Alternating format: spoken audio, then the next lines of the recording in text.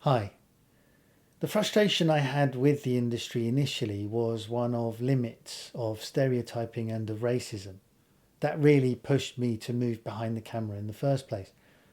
I doubt I'd ever have given up acting, as that was my first love, if I hadn't faced quite so much unemployment and resistance to the work I was being offered when it eventually turned up. I lost so many agents turning down work, but you have to be able to live with yourself, right? Thereafter, the frustration was that no one, no course was out there to give me the information I realised I needed to know in order to make my first feature. In those early days, I went on a relatively costly course run by a well-known festival that professed to show how to make a film for 30 grand. The first thing out of their mouths was that this was a lie and you'd need more money, but that you'd use this as a ploy not only to get yourself going, but also start the ball rolling generally and get the film started. The lie sat uncomfortably with me.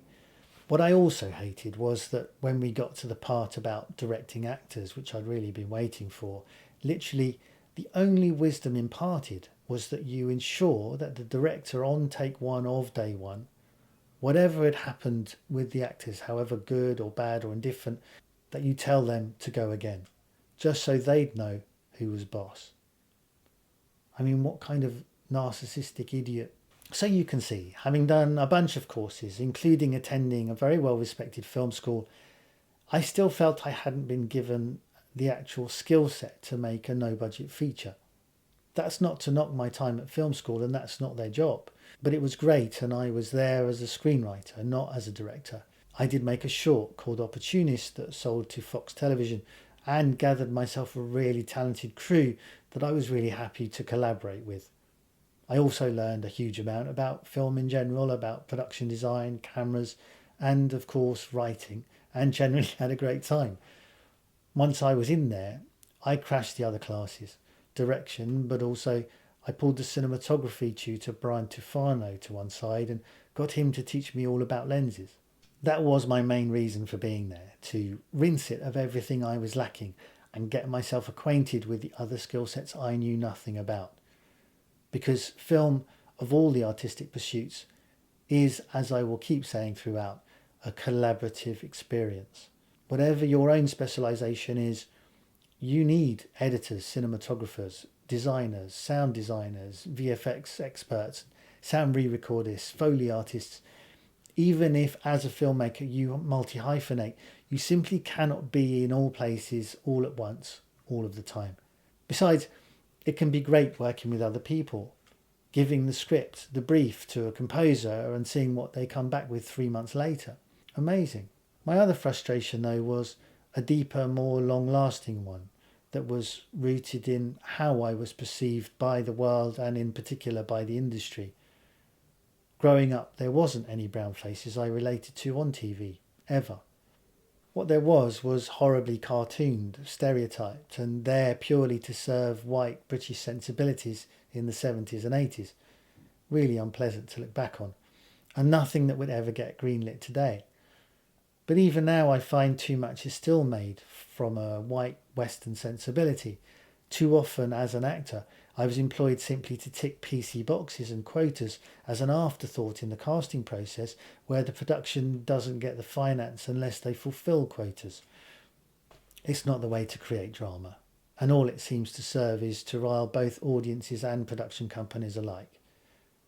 Presumably the pendulum needs to swing a long way off before returning to some sort of equilibrium, but whatever, there's no need for any of you to be waiting. Get on with making your stuff. It's precisely this sort of thing I've railed against my whole career. My first feature film, Offending Angels, was a rom-com with 2 non-white leads and no mileage made from their skin colour, a concept revolutionary in 1999.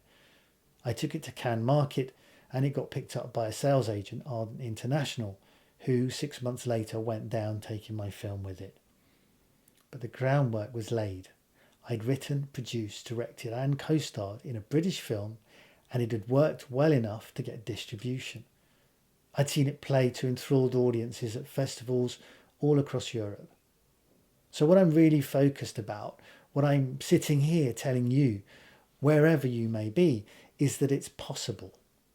That digital and online distribution models has made the impossible possible. I mean, I shot on Super 16mm and blew up to 35mm back in the days of traditional distribution models. I don't care if you live in Indonesia, Peru, India, or the Easter Islands. You can do this. You have more capability on the phone in your pocket than took man to the moon. And more than that, it's imperative that you do. That people who relate to your race, your world experience, are represented on screens big and small the world over. The rest of the world is ignorant precisely because your stories haven't been told by you. Because now, more than at any other time, the mechanism exists for your film to get out beyond the confines of your locality. A few years ago, as I mentioned, I had the honour of teaching in Nepal through the British Council. Along with the local Oscar nominee Subhana Thapa, we took a bunch of students and in 2 weeks went from initial ideas to finished films up on the screen. 2 10-minute shorts. That's what's possible. I know it because I've done it, time and again, for myself and for others. And the key was always to keep focus on the business at hand. Take one step at a time and not lose sight of the overall, as with anything. There will always be frustrations, both personal and societal, but you have to use those very real frustrations to drive you forward, to make the thing that will forever change your own situation. Frustration is fuel.